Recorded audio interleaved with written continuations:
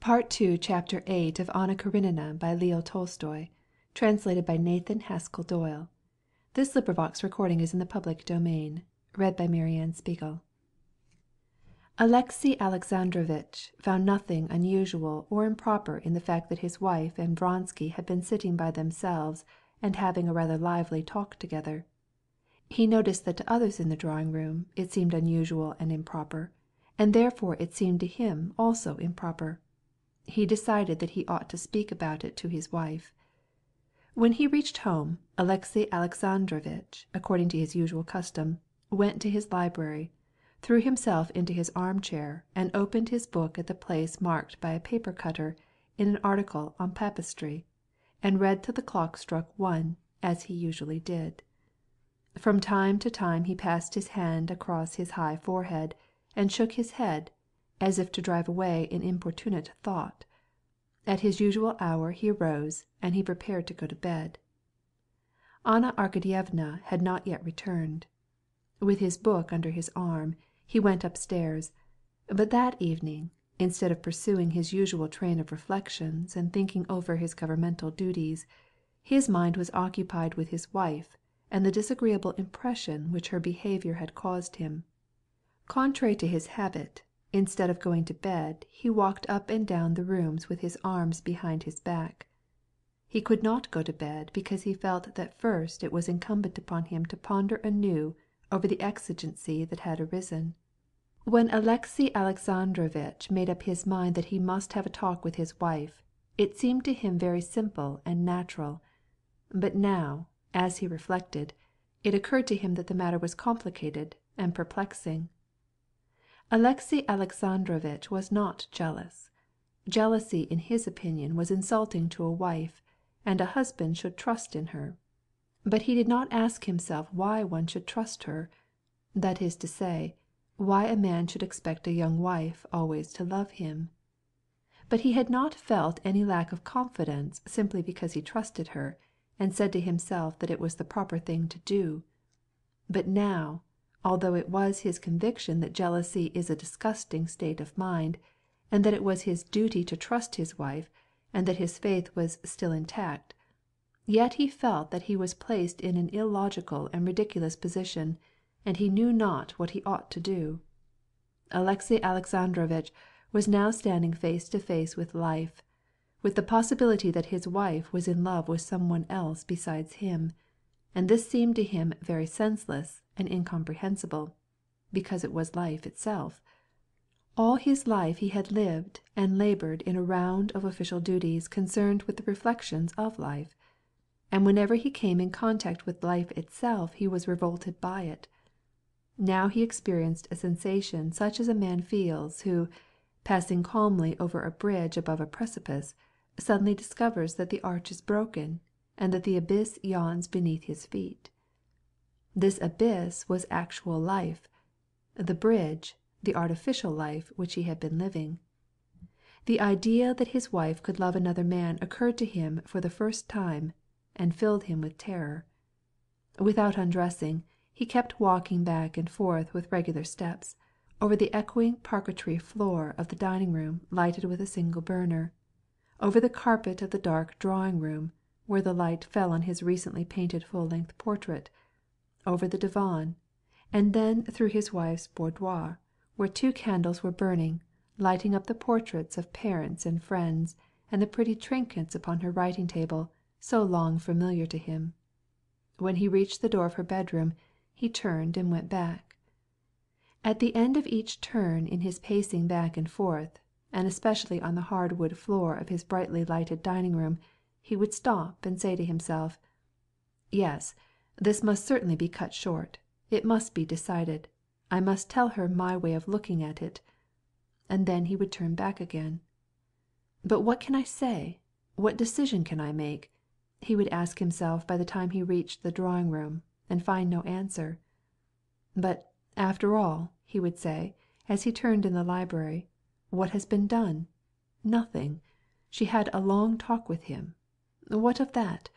But whom not does a society woman talk with? To be jealous is degrading both to her and me," he would say to himself as he reached her boudoir. But this reasoning, which had hitherto had such weight, had now lost its cogency. From the door of her sleeping room he returned again to the hall, but, as he crossed the dark drawing room, he thought he heard a voice saying to him, "It is not so. The fact that the others noticed this signifies that there must be something in it."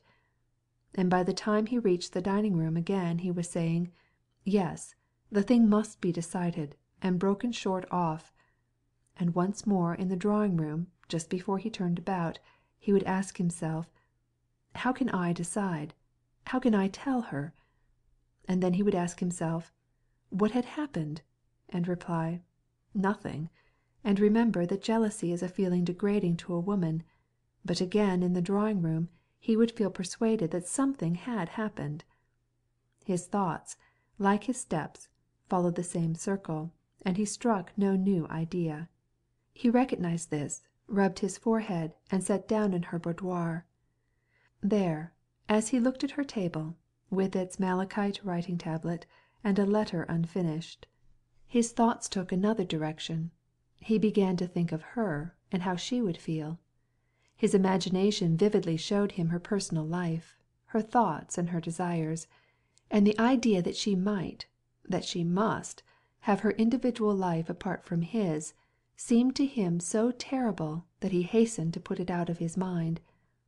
This was the abyss which it was so dreadful for him to gaze into. To penetrate by thought and feeling into the soul of another was a psychical effort strange to Alexey Alexandrovitch. He considered it a pernicious and dangerous mental habit. "And what is most terrible," he said to himself, "is that this senseless uncertainty comes on me just as I am about to bring my work to completion." He referred to a scheme which he was at that time managing. "And when I need perfect freedom from agitation, and all my mental powers, what is to be done? I am not one of those men who can endure agitation and annoyance, and have the strength of mind to face them. I must reflect. I must take some stand and get rid of this annoyance," he added aloud. "I do not admit that I have any right to probe into her feelings, or to scrutinize what is going on in her heart. That belongs to her conscience, and comes into the domain of religion," he said to himself, feeling some consolation that he had found a domain of law applicable to the circumstances that had arisen. "So," he continued, "the questions related to her feelings and the like are questions of conscience, in which I have no concern. My duty lies clearly before me. As head of my family, I am bound to guide her, and therefore, to a certain degree, I am responsible. I must point out the danger which I see. I must watch over her, and even use my powers.